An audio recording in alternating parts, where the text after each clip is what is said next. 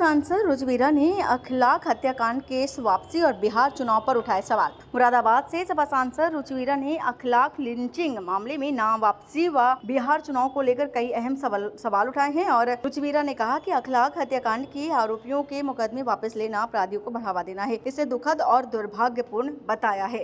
Ma'am, विश्व हिंदू परिषद के person है विनोद बंसल के द्वारा एक बयान आया है कि डॉक्टर्स को लेकर दिल्ली में हुए ब्लास्ट के बाद जो डॉक्टर्स की कनेक्टिविटी आई है, डॉक्टर गिरफ्तार भी किए गए। तो उनका कहना है कि हिंदू पेशेंट मुस्लिम डॉक्टर्स के पास दवाई लेने ना जाए।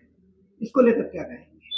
अगर कोई किसी भी कम्युनिटी में एक व्यक्ति अगर गलत हो तो उसकी सजा या पूरी उसकी मतलब कम्युनिटी को बदनाम न किया जाए। कहीं भी कोई भी किसी भी धर्म में किसी भी मजहब में बहुत सारे अच्छे लोग होते हैं। अगर एक आध कोई उसमें दोषी भी है या वो गलत भी है तो उसे पूरे सोसाइटी को या पूरे मतलब समाज को या पूरी बिरादरी को या पूरी एक कम्युनिटी को उसके लिए दोषी न बनाया जाए। और इस तरह की चीज़ों को सरकार को बढ़ावा नहीं देना चाहिए, बल्कि सौहार्द बनाने के लिए क्या किया जा सकता है उसकी कोशिश होनी चाहिए। जो इस तरह के बयान दे रहे हैं वो देश को समाज को तोड़ना चाहते हैं, ना कि जोड़ना। डॉक्टर्स के नेम प्लेट जो को लेकर ये बयान दिया है कि डॉक्टर्स की अगर जाए तो उनकी आइडेंटिफाई कर लिया जाए। तो इस तरीके से बयानों को आप देखिए, मेरा सिर्फ सीधा कहना है कि जो मुल्जिम है वो मुल्जिम है, उसकी कोई जाति नहीं होती, उसका कोई धर्म नहीं होता। बिहार में एनडीए को मिली जीत के बाद इंडिया गठबंधन राष्ट्रीय जनता दल के राष्ट्रीय अध्यक्ष हैं लालू यादव परिवार उनकी बेटी क्या कहेंगे? देखिए, पहली बात तो ये है, ये उनका पारिवारिक मामला है और सब ठीक हो जाएगा। दूसरी बात ये है कि जो जहाँ तक बिहार के चुनाव का संबंध है, 200 से ज्यादा सांसदों ने सदन के अंदर इस पे आपत्ति दर्ज की थी, विरोध प्रदर्शन किया था।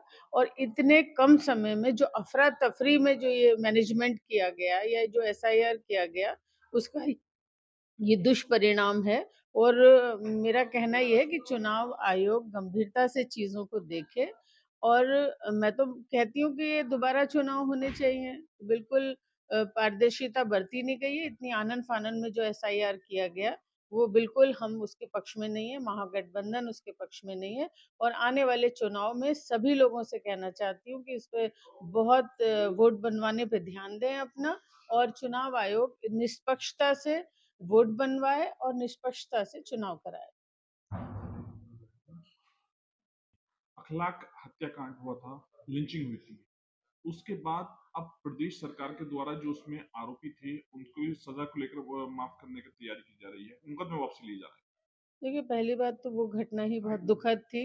एक मतलब सेक्युलर देश के लिए बहुत ही दुर्भाग्यपूर्ण घटनाएं हैं इस तरह की। दूसरी बात ये है कि न्यायपालिका फैसला करेगी। इसमें सरकार को इस तरह के लोगों के अगर मुकदमे वापस होंगे तो ऐसी चीजों को बढ़ावा मिलेगा और जो पीड़ित हैं उनको हताशा मिलेगी। आखिरी सवाल ये है कि बिहार में जो चुनाव हुआ तो अक्सर मुस्लिम लीडरशिप ने जब वहां पर प्रचार प्रसार किया तो उन्होंने असदुद्दीन ओवैसी को टारगेट किया। तो कहीं ना कहीं ऐसा माना जाए कि मुस्लिम वोटों का ध्रुवीकरण हुआ तो यहाँ पर देखना पड़ा गया।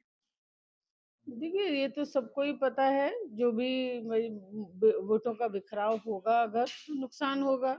महागठबंधन के साथ सभी, चाहे पीडीए के लोग हों, चाहे मुस्लिम समाज के लोग हों, चाहे जो शोषित वंचित जो लोग हैं जिनके लिए लड़ाई लड़ी जा रही है, उनको मतलब संगठित होकर वोट देना चाहिए। जो लोग इसमें मतलब गुमराह कर रहे हैं लोगों को, तो ऐसे लोगों की वजह से ही इस तरह के परिणाम आते हैं। एक सवाल आखिरी ये है कि समाजवादी पार्टी के राष्ट्रीय अध्यक्ष उन्होंने कहा है कि एसआईआर यूपी में नहीं होने देंगे।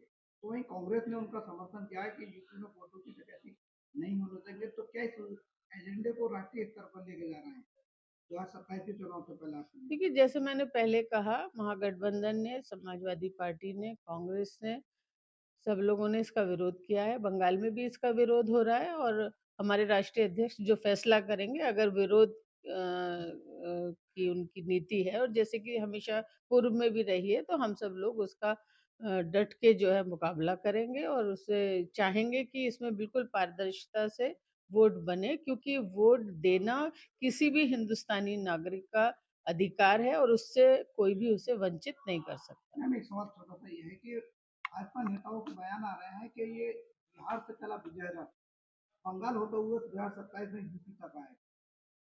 क्या मानते देखिए, हैं? मुंगेरी लाल के हसीन सपने देखने को किसी को मनादी नहीं है। वो बिहार था, ये मुरादाबाद से रेहान अंसारी की रिपोर्ट।